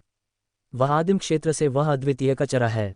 अपरिचित युवक ने कहा। इस व्यक्ति की साधना भी कमजोर नहीं थी। वह 3 सितारा शून्य सम्राट था और 3 प्रकार के नियमों को नियंत्रित करता था। हालांकि उसके पास कोई परम नियम नहीं था, उसके 2 राजा मार्ग नियम पहले ही दूसरे क्षेत्र तक पहुंच चुके थे। उसकी शक्ति भी बहुत चौंकाने वाली थी। ये सही है, वह वही है, लोकेश ने ठंडी आवाज में कहा। बहुत से लोगों ने उसके बारे में डींग मारी है। मैं देखना चाहता हूं कि वह आज कितना शक्तिशाली है। अजीब युवक ने ठहाका लगाया। वे लोग जो डींग मार रहे हैं वे सिर्फ उसके दोस्त हैं। रुद्रांश, तुम आज मरोगे, लोकेश ने ठहाका लगाया। उस समय कमल के फूल की दुनिया में लोकेश को रुद्रांश ने प्रताड़ित किया था। लोकेश को रुद्रांश ने सार्वजनिक रूप से मार डाला था और उसे सार्वजनिक रूप से रुद्रांश ने रौंद डाला था। उसे मानव हथियार के रूप में भी इस्तेमाल किया गया था और शाश्वत नक्षत्र के खिलाफ लड़ा गया था। उसने अपना सारा चेहरा खो दिया था। वह हमेशा बदला लेना चाहता था। हालांकि 10 भूमि की लड़ाई में रुद्रांश की क्षमताओं ने उसे चौंका दिया था। उसके बाद जो हुआ उसने उसे बहुत खुश कर दिया। रुद्रांश वास्तव में एक अद्वितीय अपंग शरीर वाला था और स्वर्ग क्षेत्र में साधना करने के लिए नहीं जा सकता था। वह बहुत खुश था और उसने स्वर्ग क्षेत्र में अपनी साधना सफल होने के बाद रुद्रांश को अपने हाथों से मारने के लिए आदिम क्षेत्र में लौटने का फैसला किया। उसे उम्मीद नहीं थी कि वह रुद्रांश से स्वर्ग क्षेत्र में मिलेगा। हालांकि रुद्रांश को मारने की उसकी इच्छा नहीं बदलेगी। रुद्रांश, मुझे स्वर्गीय सम्राट का भौतिक शरीर दो और मैं तुम्हें जल्दी मृत्यु दूंगा, नक्षत्र ने ठंडी आवाज में कहा। बेशक, वह रुद्रांश को एक आवाज संचार भेज रहा था। वह नहीं चाहता था कि दूसरों को स्वर्गीय सम्राट के भौतिक शरीर के बारे में पता चले। उसके विचार में स्वर्गीय सम्राट का भौतिक शरीर उसी का होना चाहिए। जिसने भी इसे छुआ उसे मरना होगा। उसे रुद्रांश को भी मारना था। नक्षत्र नदी के तीनों लोगों ने दादान, गुप्तवीर और आराध्या को पूरी तरह से अनदेखा कर दिया था। वह रुद्रांश के साथ होने पर कितना शक्तिशाली हो सकता था, जिसका शरीर अपंग था। उन्होंने इसे तिरस्कार किया। रुद्रांश, ये 3 मूर्ख कौन हैं? तुम आते ही पादने लगे, दादान ने नाखुशी से कहा। उसके शब्दों ने लोकेश और नक्षत्र नदी के अन्य 2 लोगों के चेहरों को काला कर दिया। मूल रूप से ये तुम्हारा काम नहीं था, लेकिन अब तुम्हें भी मरना होगा और अपने शब्दों के लिए जिम्मेदार होना होगा, लोकेश ने ठंडी आवाज में कहा। अरे नहीं, इस बच्चे में कोई क्षमता नहीं है, लेकिन वह बहुत घमंडी है। मैं उसे एक थप्पड़ से मार दूंगा।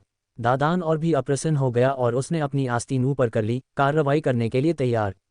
उन्हें मेरे लिए छोड़ दो, मैं उनसे निपटूंगा। रुद्रांश ने अपना हाथ हिलाया और दादान को रोक दिया। तुम इसे सुलझाओगे? चलो देखते हैं कि तुम इसे कैसे सुझाने जा रहे हो, अपरिचित युवक ने ठंडी आवाज में कहा।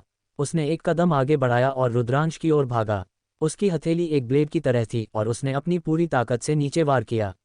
यह एक स्वर्गीय ब्लेड की तरह था। उसके 3 सितारा शून्य सम्राट की दुनिया की शक्ति पूरी तरह से फूट पड़ी। 3 प्रकार के राजा मार्ग नियम भी एक ही समय में फूट पड़े। उनमें से 2 पहले ही दूसरे क्षेत्र तक पहुंच चुके थे और उनकी शक्ति अत्यंत अद्भुत थी। इस हमले ने शून्य को चकनाचूर कर दिया। भयानक कृपाण का प्रकाश रुद्रांश पर झपट पड़ा, उसे आधा काटने की कोशिश कर रहा था। आसपास के अनगिनत लोग सतर्क हो गए और उन्होंने देखा, रुद्रांश का भाव इस हमले के सामने बिल्कुल नहीं बदला। वह बहुत शांत था। बूम! जैसे ही कृपाण की किरण रुद्रांश से टकराने वाली थी, उसने अपनी चाल चली और अपनी उंगली से इशारा किया।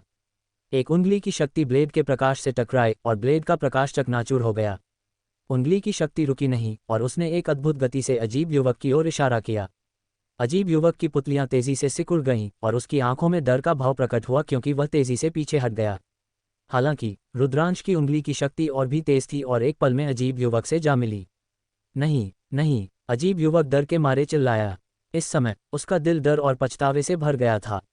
उसने कभी सपने में भी नहीं सोचा था कि रुद्रांश, जो सिर्फ एक अपंग था, इतना शक्तिशाली हो सकता है।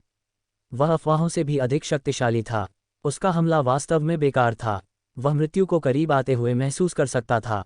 वह दहाड़ा। वह भागना चाहता था, लेकिन बहुत देर हो चुकी थी। फूफ! उंगली की शक्ति उसके माथे को भेद गई और उसकी आत्मा को नष्ट कर दिया। अपरिचित युवक की आंखें चौड़ी थीं और वे अनिच्छा से भरी थीं। फिर उसका शव जमीन पर जोर से गिर पड़ा। लोकेश और नक्षत्र की पुतलियां भी तेजी से सिकुड़ गईं। अगर हमारा वीडियो आपको अच्छा लगे तो लाइक कमेंट शेयर ज़रूर करना और अगले वीडियो के लिए कमेंट ज़रूर करना।